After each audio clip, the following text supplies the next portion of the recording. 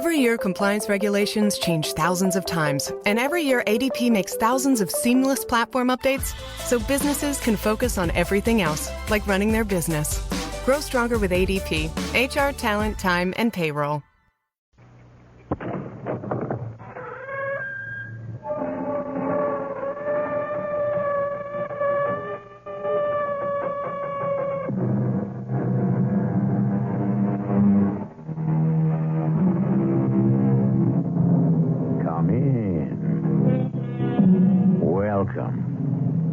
I'm E.G. Marshall. Why does a mother awake the instant before her child starts to cry? Why do lovers anticipate each other's wants? Why, for that matter, does a family dog raise his head and growl a warning when a stranger approaches noiselessly in the dead of night? No one knows precisely why. Lacking a better explanation, we call it something in the air. Max? Are you there? Max! You don't open the store. I'm going to call the police. No. They'll break it down. No. Go away.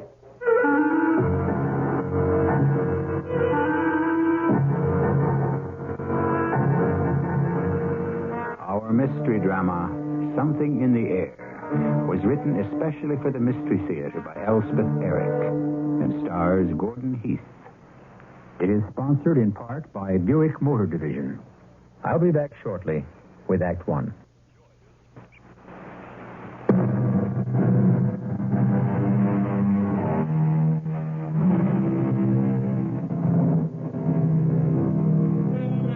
This is a love story. It's about love. About lovers, about loving. Do not expect that we will define or explain love, lovers, or loving. No one can do that.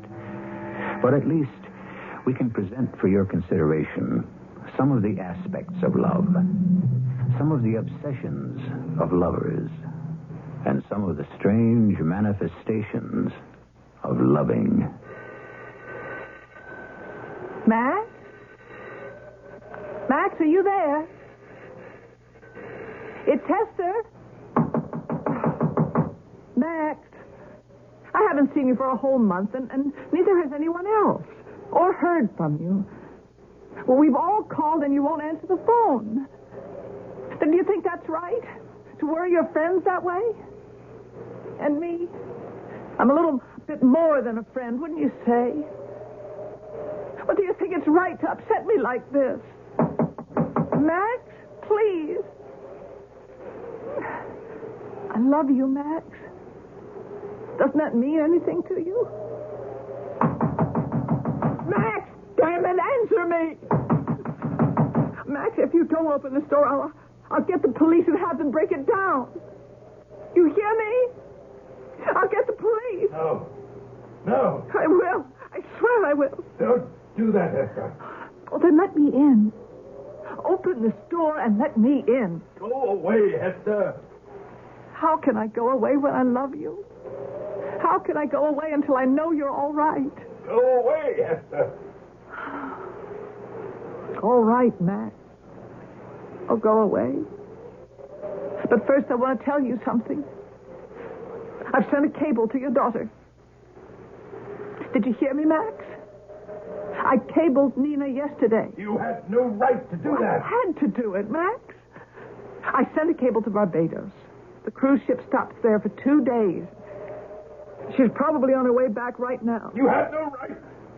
She'll get in sometime today. No. And when she gets here, Max, she'll come right to the house. No. And when she does, you let her in. You hear me? You let her in. I'm leaving now, Max. I won't bother you again. But when your daughter shows up at this store, you let her in.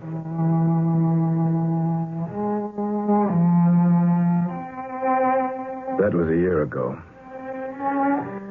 I'm Max Avery. Perhaps you heard of me. Max Avery, the great modern painter. Hester was my model during one of my more fertile periods. Then she became my mistress, and that relationship had gone on for 5 or 6 years. I never wanted to marry after my wife died, but the liaison with Hester had been very satisfactory. Now she had violated every tenet of our understanding.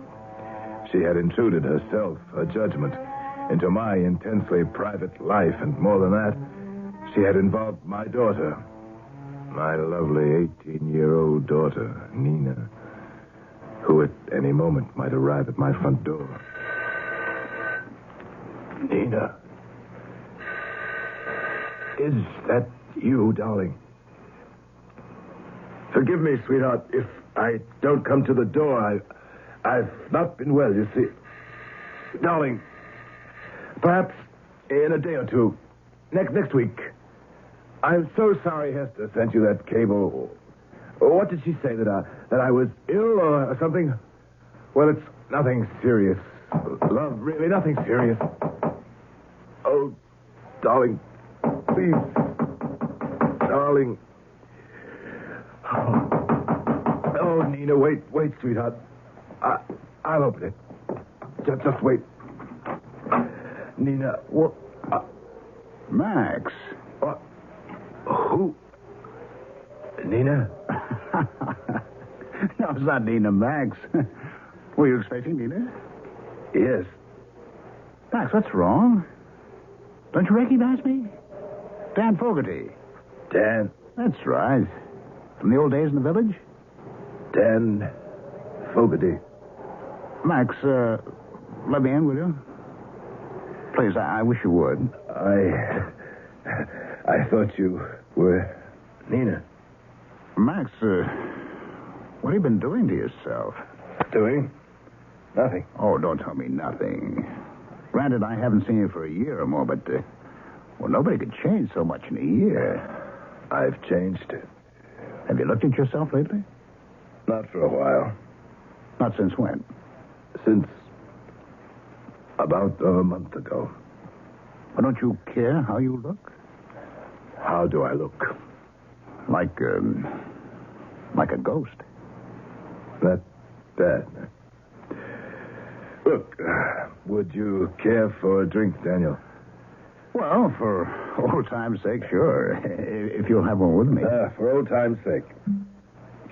A glass of old Madeira wine. For old time's sake. There you are. 2 old times. 2 old... Oh, Max, for heaven's sake. Max, what is it? I'm all right. Well, I thought for a moment you'd fainted. You just toppled over. Here, let me help you up. Here. That's it. Now sit down. You all right? All right. Well, you must be sick. Not sick. Well, why would you fall down like that if you're not sick? I've been fasting. You've been fasting? No food at all? Just water. Well, how long has this been going on? I think for about a month. Yes. For a month. Dan Fogarty was kindness itself. Helped me upstairs, into bed. Went down to the kitchen, heated a can of beef broth, and brought it up to me. Perhaps you're wondering who is Daniel Fogarty and how did he wander into my life at this particular point in time? Well, Dan's a painter like myself. Talented, I've always thought, but unlike me, he's never achieved any success whatsoever. Max, a month without food. It's a wonder you're functioning at all. Why'd you do it? I was desperate. You, of all people, Daniel, you'll understand this. I dried up, went stale. I can't paint a thing that isn't a repetition of something I've done before. Ever run into a snag like that? Huh. Who hasn't? I've tried everything, even tried the geography cure. Went to Kyushu. Where's that? Island south of Japan, between the Pacific and the East China Sea.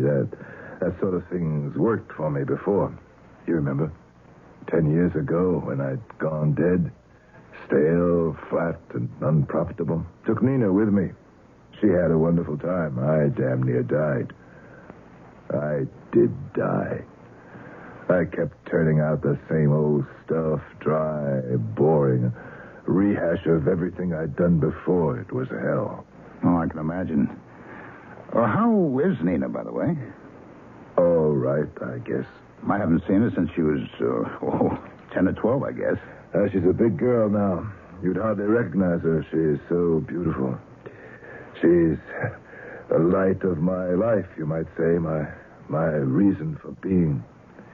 Especially now that I can't paint anymore. Oh, come on. It'll come back. It's bound to. Maybe. Maybe it will. Give it time. When I decided to go on my fast, I sent Nina on a cruise to the Caribbean. I couldn't have her around. You know, she'd have interfered. Well, sure. She's due back, matter of fact. When you rang the bell, I thought it was Nina. Yes, I know you did. See, Hester was here before. You remember Hester? The gorgeous redhead, she was your model, wasn't she? The last few years, she's been my paramour, you might say. Oh. Esther's been trying to bust in here, find out why I was holed up. I wouldn't let her in, wouldn't answer the phone. Just before you showed up, she was banging on the door, threatening to call the police. And finally, she told me she'd sent a wire to Nina in Barbados. And I should expect my daughter to show up any minute. So when the bell rang, I thought, of course, it was Nina. Even after I saw it wasn't, I didn't know who it was. What were you doing there? On my doorstep? Why today? Why at that precise moment? Why haven't you called me before or come to see me? Oh, I don't know. You're a big man. Important painter. We don't travel in the same circles. You live in this big old town house. I live over at Chinese Laundry on East 14th Street.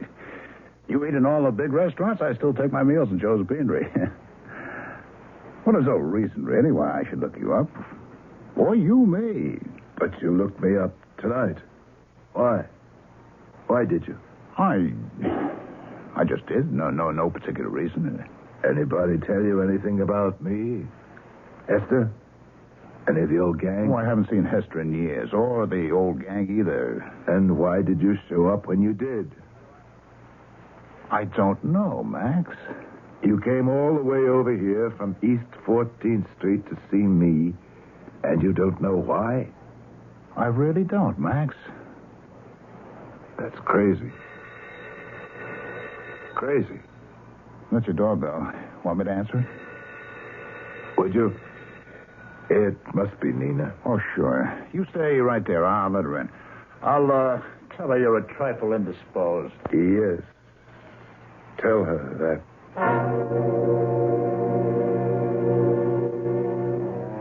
I lay in bed, staring at the ceiling, pondering what Daniel had just said.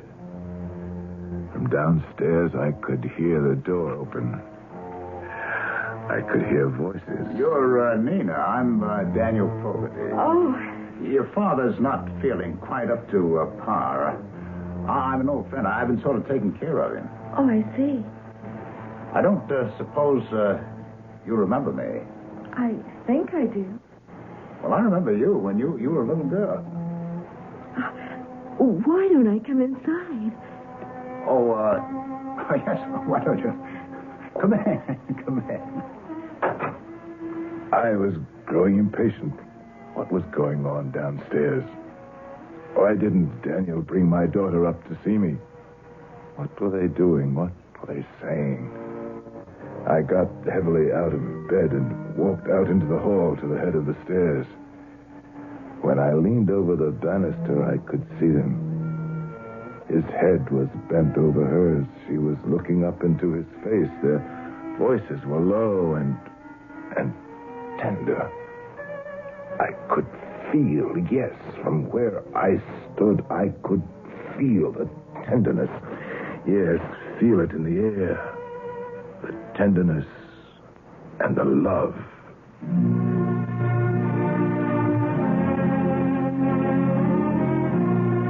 You think such things don't happen? That a man and a woman meet, speak, and touch, or do not touch, and love is born between them? Of course it happens. Not often, perhaps, but it happens. But how often is it that a third person, observing but unobserved, with no forethought of ever witnessing such a thing, suddenly knows with certainty that it has happened, that the man and the woman he gazes upon have, on the instant, fallen in love? We'll return shortly with Act Two.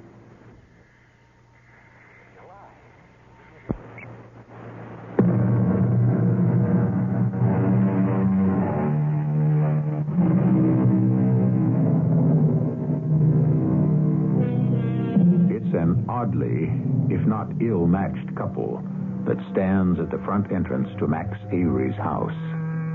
The exquisite young girl, elegantly dressed, and the slightly unkempt and very shabby man, definitely in his middle years.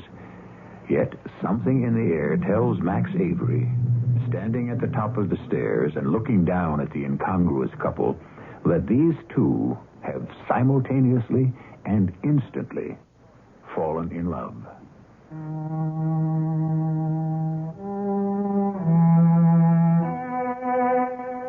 I knew it. I knew it. Within the few minutes since Nina had rung the doorbell to my house and Daniel Fogarty had admitted her, the most powerful experience that can befall a human being had transpired. From where I stood, still trembling from the weakness brought on by my month of fasting, I gazed down upon them. Both horror and rage swept through my body. And the next day I sought out the only person I could confide in. Hester. But how can you know, Max? How can you be so sure? I know. And when they came up to your bedroom, how was it then? Oh, they were conventional. They dissembled. Nina was solicitous about my health. Daniel reassured her that I'd be up and about in a few days. And you were? We spoke briefly of my work. There wasn't much to say about that. I asked about her Caribbean cruise. She went into detail about that. Daniel spoke of olden times when he and I were young, struggling artists, how we had drifted apart until he passed my house and had the sudden impulse to ring the bell. Max, what about his impulse? Have you thought about that? It was an impulse. What is there to think about? Perhaps something told him that you needed him.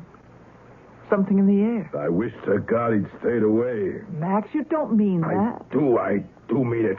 With all my heart. Look what his meddling has led to. My daughter loves him, and he loves her. You don't know that. I do know it. As sure as you and I are sitting here, I know it. Don't argue with me, Hester. I know it. All right. We won't argue. But if you are right, there's only one explanation. And what might that be? You are clairvoyant. Clairvoyant? You have second sight. That's utter nonsense. That's balderdash. I'm not clairvoyant. I don't have second sight. I don't believe in those things. Then how did you know? What you say you knew. I mean, with no real evidence. I knew because I knew. Because I loved my daughter. What concerns her concerns me. What touches her touches me. They do say that clairvoyance is often limited to a single fleeting vision, provided, of course, there's a personal element involved. Such as what? Well, such as danger to someone much beloved. That's it. I saw danger. Nina's in danger if she loves this man, if he loves her. Well, why is it dangerous? Hester, Nina is 18, on the brink of womanhood. Daniel is my age. She's the daughter of a successful artist. She's received everywhere along with me. Received, accepted, and welcomed. He's nothing, and nothing who goes nowhere is accepted nowhere, welcomed nowhere. To bind herself to him, to sink down to his low level of existence, it's unbearable. It's unthinkable. It's got to be stopped. How was I to stop this burgeoning love affair? I had no idea. But days passed, and I grew even more certain of what had been certain from the first.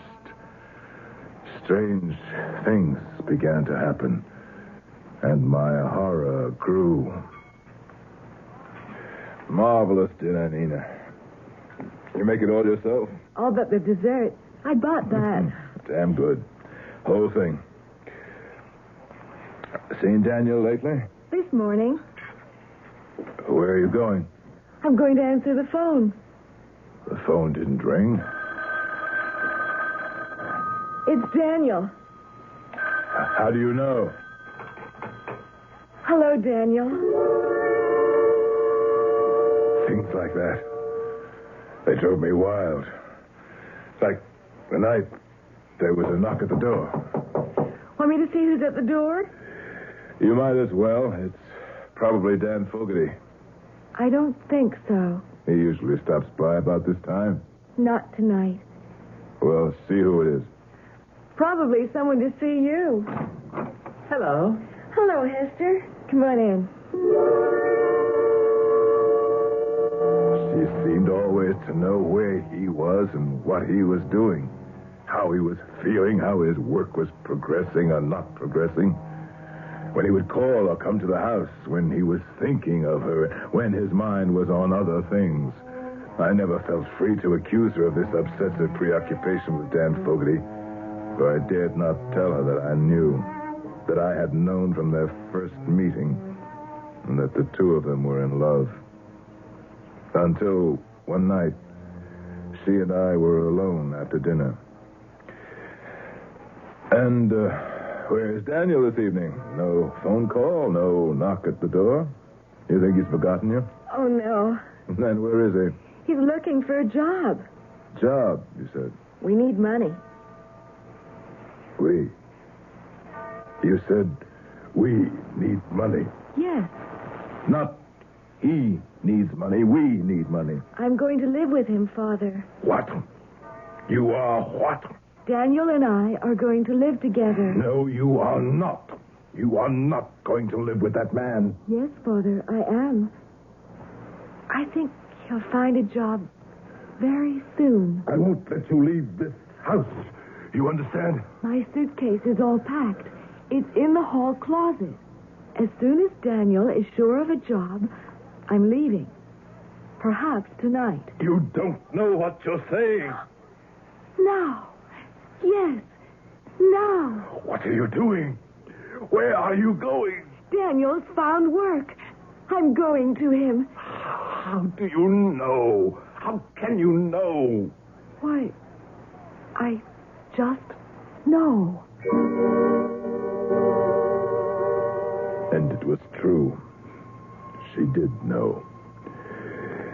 At the very moment she spoke, Daniel had signed on as a bartender at one of the village pubs.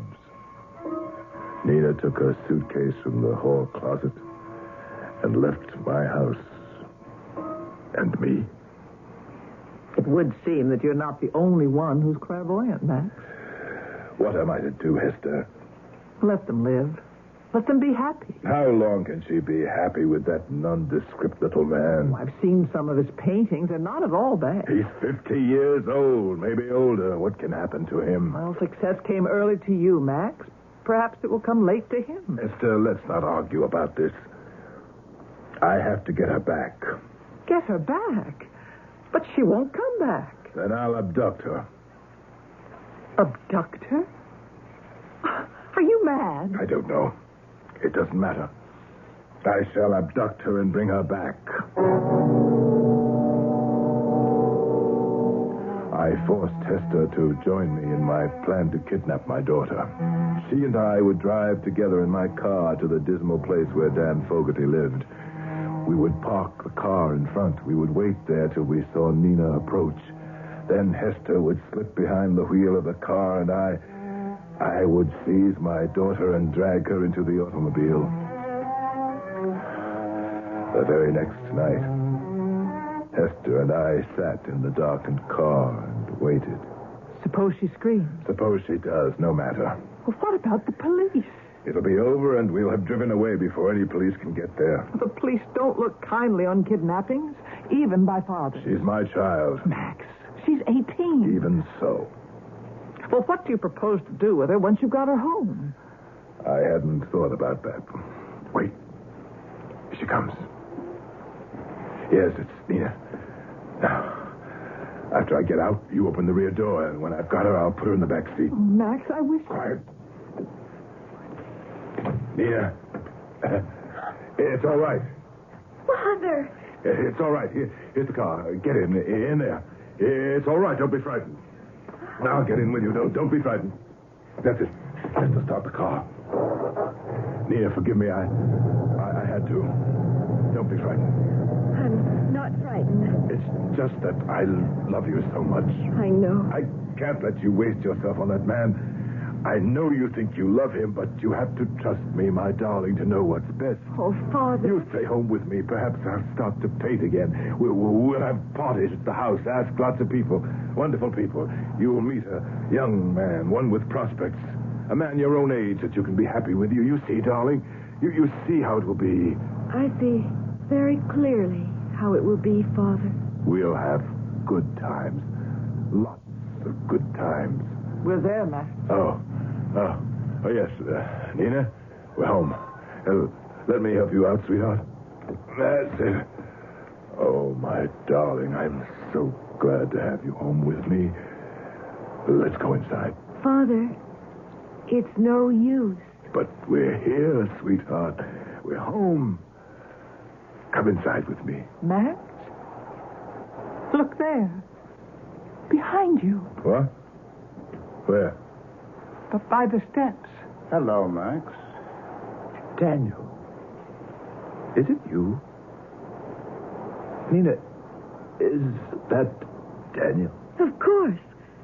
I knew he'd be here. How did you know? Why, I just knew.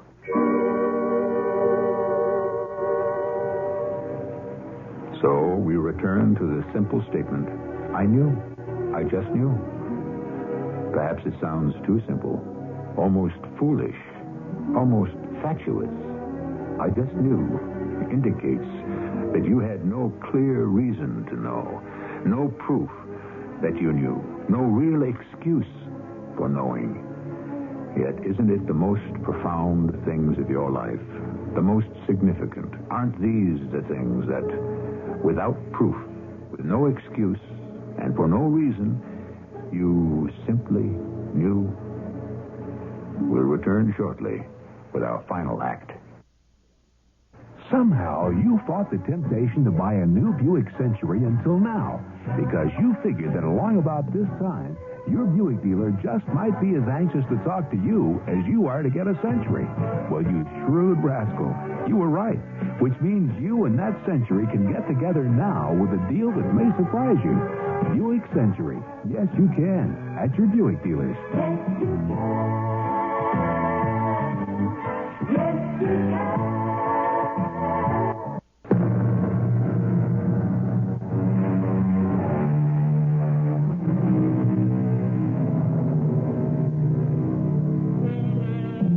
Desperate in his desire to separate his daughter, Nina, from the man she so obviously desires, Max Avery has resorted to abduction, only to find, when he forcibly returns the girl to his own home, that her lover is awaiting her there. As our last act ended, we heard, Max? Look there. Behind you. Where? By the steps. Hello, Max. Daniel. Nina, is that Daniel? I knew he'd be here. How did you know? Why, I just knew. Max, give up. Why don't you? I can't do that. Take Nina into the house. Take her upstairs. Nina, go with Hester. Please, my darling. Let me talk to Dan. Will you do that for me? Come on, Nina. Let's go inside. All right. When I've talked to Daniel, I'll be up to see you. All right, Father. You want to come in the house, Dan? We can talk here. Let's sit in the car. All right. Get in. Well, after you. I won't run away. All right. Dan, it must be pretty clear to you what I did. What's not clear is why you did it. I love your daughter, Max. You think you do, and she thinks she loves you. Dan, I can speak frankly to you, can't I? I think you'd better. I've known you two were in love with each other right from the start, and I just can't have that, Dan. No? After all... Well, after all, I'm a failure. I'm poor, I'm without influence, position, prospects. Not without talent, I hope. Well... And I'm no longer young. You do understand. I knew you would. Well, of course I understand. Only what's to be done about it? I thought if I could get Nina away from you for a while, keep her away from you by force, if necessary. See to it that she met some people, a lot of men. Young men with prospects. I got the idea of kidnapping her. I knew it was wild and desperate, but Dan, I was wild and desperate. I can understand that. Hester tried to talk me out of it, but I had to do it. And it might have worked. But when we pulled up here in front of the house and found you standing there, I knew it wasn't enough. No, it's not enough. How in the name of heaven did you get there? What possessed you to come to my house instead of going home? I don't know. But you must know. I was on my way home. I knew she'd be waiting for me, and then... then my feet simply took me into your house. That's all. Dan, will you leave town? Leave town? Why should I leave town? I know you want to be fair to Nina. Of course I do. I know you don't blame me for trying to find a more suitable man for her. No, I don't blame you. Then listen. Will you go away for, say, 6 months? And swear to me you won't write to Nina or phone her? Where would I go? I have a little shack down on the Jersey Shore. I've had it for 30 years. Lived in it all 1 year when I first started to paint. First picture I ever sold, I painted there. Oh, yes. I remember that shack. That's right. I've held on to the place for sentimental reasons. I don't even know what kind of shape it's in. I haven't seen it since I took Hester there one day when we were getting acquainted. Nina doesn't even know I own the place. Here's the keys. I've carried them all these years, sort of a good luck charm. If you take the keys and take the car and go down there, would you, Dan? Would you do that? And stay 6 months. You'll be on the ocean. You can paint. 6 months incommunicado. Will you do it, Dan? Will you? Dan nodded without speaking. I gave him the keys to the shack. We shook hands. I trusted him. I got out of the car. I stood on the sidewalk and watched him drive away. Then I turned and walked into the house.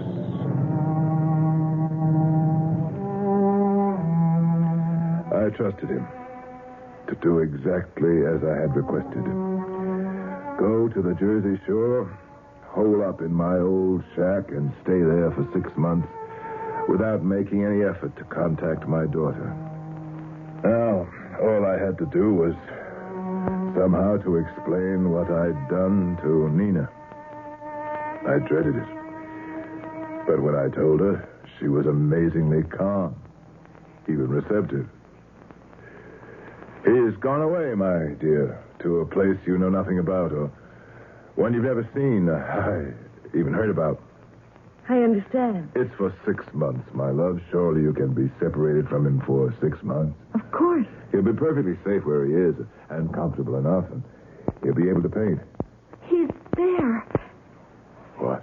He's there. He's arrived. Where? Arrived where? Wherever you sent him. He's there, and he's unpacking his easel and his paints and brushes. Almost immediately, I began to worry that the two of them would somehow communicate. That my drastic actions had accomplished nothing. That I could in no way prevent these two from reaching each other. What had been true the first time I saw them together at the door of my house was still true. There was something in the air. That something was love. Weeks passed, and Nina seemed calm and content. One morning at breakfast... You look very pretty this morning, Nina. Do I really? You look pleased about something. I am pleased about something. Daniel has started to paint again. How would you know that? Why, I just know. And a few weeks after that, again at the breakfast table, with creeping fear in my heart, I saw that Nina looked not only calm, content, and pleased with life, but radiant, exuberant. Dan has just finished a new picture. A beautiful picture. A great picture. He's very happy about it. And so am I. I was mad with rage and frustration. There seemed to be nothing in this world that I could do to save my child from this man. Only half sensing what my intentions were, I rented a car and started to drive to the shore. Once there, what would I say? I said it all, and nothing. Nothing had changed. Yet I must do something. Yes, do something. What? A cold, paralyzing fear seized my heart and squeezed it. For I knew what I meant to do. I meant to kill him. I left the car on the road and walked down to the beach. I could see Dan Fogarty. He had just finished work for the day. He was packing up his paraphernalia, giving a last look at the painting he'd been working on, then picked it up and started to walk to the shack. I gave him 5 minutes or more after he went inside. Then, drawing a long breath, I started down the beach, stopped at the door to the shack, and entered without knocking. Well, Max. Well, how wonderful to see you. Come on in, sit down. Thank you. Here, sit here. I was just going to have a glass of wine. You'll join me? Thank you. I've been having a glass of wine every day after work. It's the salt air, I think. Here you are. You won't mind drinking out of old jelly glasses? We've both done it before, haven't we? All right. Now, how about a toast? To your very good health. No, that won't do. To Nina? That won't do either. Well, then to what? To art? To murder. To... Did you say murder? I'm here to kill you, Dan. Oh, now, Max. You've been in touch with my daughter. Max, I haven't phoned. I haven't written. But you've been in touch with her. She knows all about She you. doesn't even know where I am. She knows you've been painting. Well, I'm always She painting. says you just finished a very great painting. Well, that would be the one on the easel there. You want to look at it? No. No. Max. Max, for the love of heaven, what are you Going to kill you. Oh, Max. Max, don't. I'm going to choke the breath out of your body, you. Max, no. Max! What are you doing? No! Sir? Let go of him! Take your hands off his throat, Max! I killed him. Oh, Did I kill him? get out of here. No. Go back to the city. I'll take care of everything here. Now go on. I should call the police. I'll do that. Go back to your daughter. She needs you. Nina? She's beside herself ever since you left. She's been babbling about sea air and waves and ocean. She had me frantic with worry. Then I remembered the shack. Oh, thank the Lord I found you. Is Daniel... I'll take care of Daniel. Go, Max. Please go. Your daughter needs you. All right. I'll go. And Max, when you get there, Nina will probably be asleep. I had to give her a couple of pills to calm her down. Go on now. I'll take care of everything here. And I'll phone you. Yes. All right.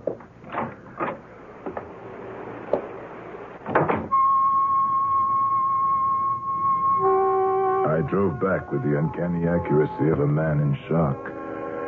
And when I reached the house, I parked the car expertly in front of it, got out, and went inside. Nina was in her room, lying on her bed, her face turned to the wall. My darling. Oh, my dear, can you hear me? I'm sorry. I'm so sorry. Your father is so sorry. Your father is a fool. He loves you. Nina, turn and face me, sweetheart. I want to tell you what a fool I've been. Nina. She stirred. A tiny tremor ran through her body. Very slowly, she turned toward me till she lay on her back. And there, on her neck, on her pure white neck, I saw the crimson mark of a pair of hands. Then the phone rang. Yes? He's all right, Max. Daniel's all right. You're sure? I'm sure. Thank you.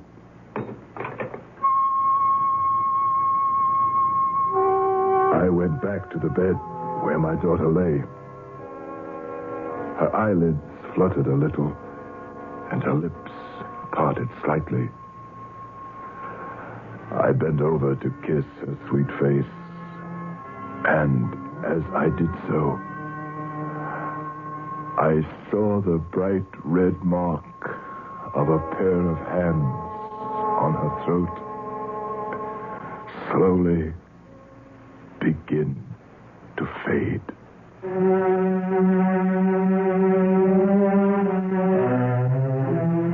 You don't believe this story? Very well. That's your business. But if you have ever been very deeply, really deeply in love, you know how the entire texture of life changed, and how the two of you changed till you seemed two quite different people. If you have never been so deeply in love, what can I say? Except, I'm sorry. I'll be back shortly.